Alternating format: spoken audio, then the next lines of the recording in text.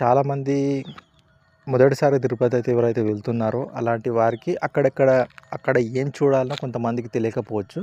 But ఈ వీడియోలో అయితే నేను చెప్తున్నాను ఫ్రెండ్స్. అక్కడ మీరు ఎంతో దూరం నుంచి అయితే తిరుపతికి అయితే వస్తుంటారు. మనం ఇంత దూరం అంటే చాలా దూరాల నుంచి అయితే మనం తిరుపతి అయితే వస్తుంటాం కాబట్టి మనం ఇక్కడ తిరుపతి పైన చూడాల్సిన కొన్ని ప్రదేశాలు అయితే ఉన్నాయన్నమాట. అవి ఖచ్చితంగా అయితే మీరు విజిట్ అయితే చేయండి. ఎందుకంటే మనం చాలా దూరం నుంచి అయితే మనం తిరుపతికి అయితే వస్తున్నాం కాబట్టి మీరు ఖచ్చితంగా ఒక 5 రోజులు ఇక్కడ ఉండేటట్టు ప్లానింగ్ అయితే చేసుకోండి అనమాట. ఎందుకంటే మనం చాలామంది దూరాల నుంచి అయితే వస్తుంటారు. బట్ ఇక్కడ నేను కొన్ని కొండపైన చూడాల్సిన ప్రదేశాల గురించి అయితే నేను చెప్తాను. జాగ్రత్తగా ఒక పెన్ను పేపర్ పట్టుకొని అయితే క్లియర్ కట్గా అయితే రాసుకోండి ఫ్రెండ్స్. మీకైతే చాలా బాగా యూజ్ అయితే అవుతుంది. బట్ ఇక్కడ మీరు చూసుకోవచ్చు, తిరుమల కొండపైన చూడాల్సిన ప్రదేశాలు నేను ఒక్కొక్కటి పేరు చెప్తాను, మీరు రాసుకోండి.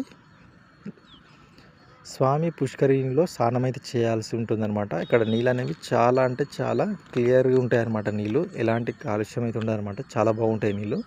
స్వామి పుష్కరిణిలో స్నానం చేయాలన్నమాట ఖచ్చితంగా. మీరు చాలా బాగుంటుంది.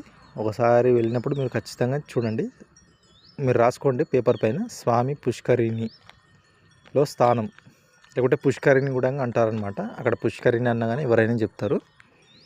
రెండవది వరాహస్వామి ఆలయం, వరాహస్వామి ఆలయం అన్నమాట.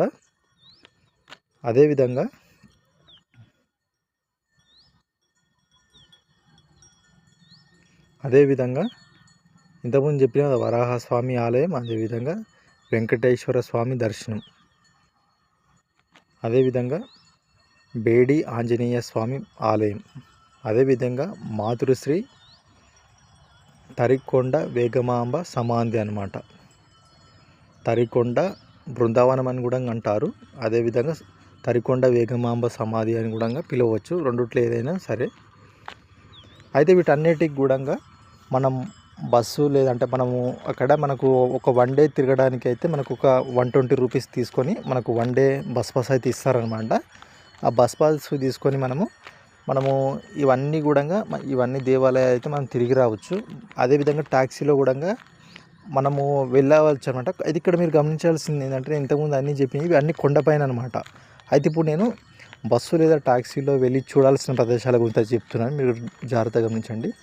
బస్సు లేదా ట్యాక్సీలలో వెళ్ళి చూడాల్సిన ప్రదేశాల గురించి నేను ఇప్పుడు చెప్తున్నాను, ఇప్పుడు వినండి. శ్రీవారి పాదాలు ఉంటాయన్నమాట. శ్రీవారి పాదాలు, అదేవిధంగా శిలాతోరణం ఉంటుంది. ఈ శిలాతోరణం అనేది ప్రకృతి సిద్ధంగా ఏర్పడిందనమాట. అదేవిధంగా ఆకాశకంగా ఇది ఇంకా చాలా బ్యూటిఫుల్గా ఉంటుంది. అంటే నేను చెప్పిన అన్నీ కూడా చాలా మంచి ప్రదేశాలు అన్నమాట. పాప వినాశనం ఉంటుంది ఇక్కడ, ఇది కూడా బాగుంటుంది.